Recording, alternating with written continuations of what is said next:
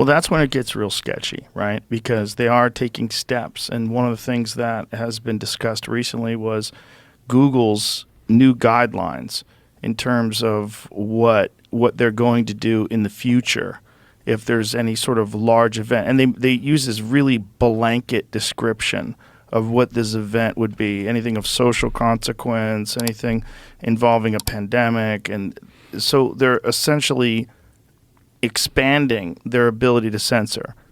Now, you could imagine where you could justify that if they weren't horribly wrong just a couple of years ago.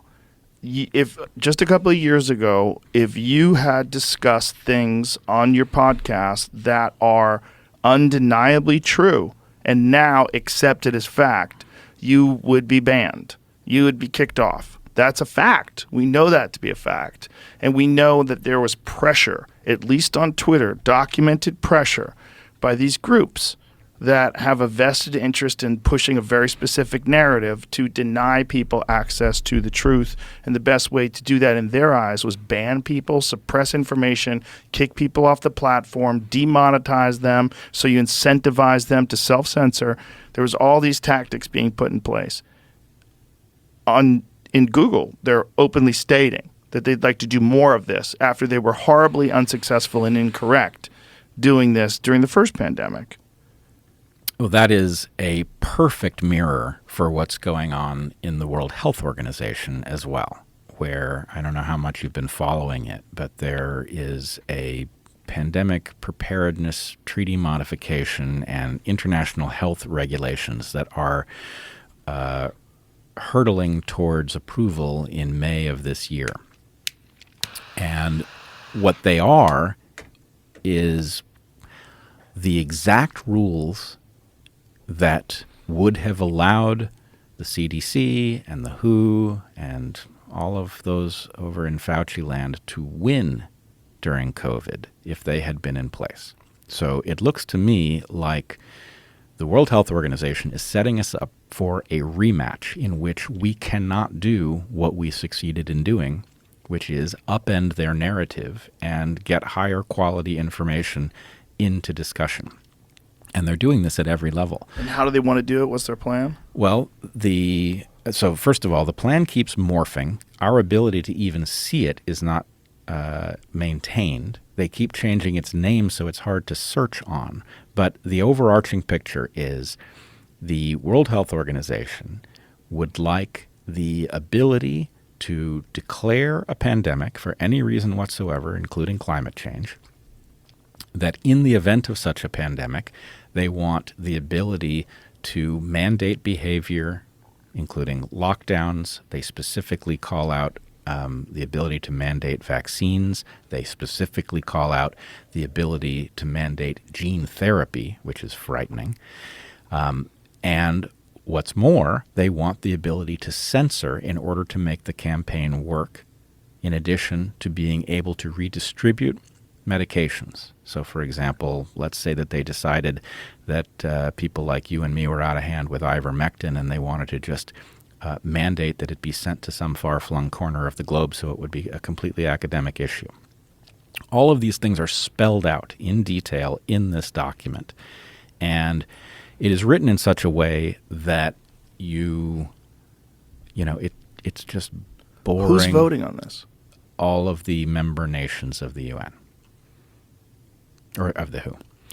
So this is a absolutely diabolical plan that, I mean, if you sat down and you said, well, what rules would have allowed them to win during COVID rather than be embarrassed by podcasters, this is the set of rules.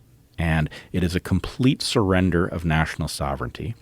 Tedros, in addressing that concern, which tells us that we are beginning to make headway raising people's concern about this, what he said is it's not a compromise of sovereignty. And then his explanation for why it's not is that effectively this is going to be voted on by your elected governments. So his point is you've elected governments that should block this if it's a breach of your sovereignty, and they're not going to do it. So your sovereignty is intact, but that does mean that he's going to have the ability to declare an emergency and then implement all of these draconian measures. It's absolutely terrifying. Have they suffered any worldwide decrease in respect, or whether or not people value their opinion, or whether or not people value their competency? Or is it I mean, am I in a bubble where I hear the World Health Organization and I go, these people are out of their fucking minds? But does the rest of the world think like that? Like, what is the general perception? What's the temperature in the world when it comes to these things? I think there are a great many... why the world's first pandemic treaty may never happen. And this is in Politico. With less than 6 months to go, countries are still not really negotiating, say diplomats.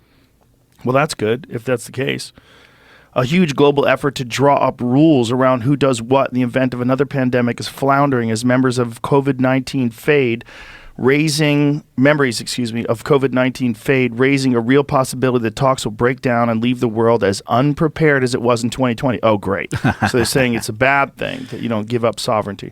The pandemic treaty, Politico, you fucks. The pandemic treaty currently being negotiated through the World Health Organization aims to prepare for the next global health emergency and prevent a repeat of what South Africa called vaccine apartheid, where countries had vastly unequal access to COVID vaccines.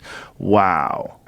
But wasn't the problem also in Africa that people weren't dying because they weren't getting vaccinated and it wasn't having the same effects? And also the way they report things is very different than us because they don't have a financial incentive to label everything as a COVID death. And also you have less people that have all of our comorbidities, which is really ironic considering they're much poorer than us.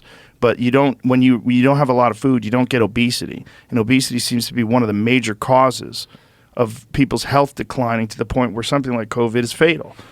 Yeah, you have all kinds of differences. You have regular use of ivermectin as an antiparasitic. You have a differential exposure to the sun and the ability to create vitamin D. There are all kinds of reasons that Africa was in a different boat. And yes, it did fare very differently.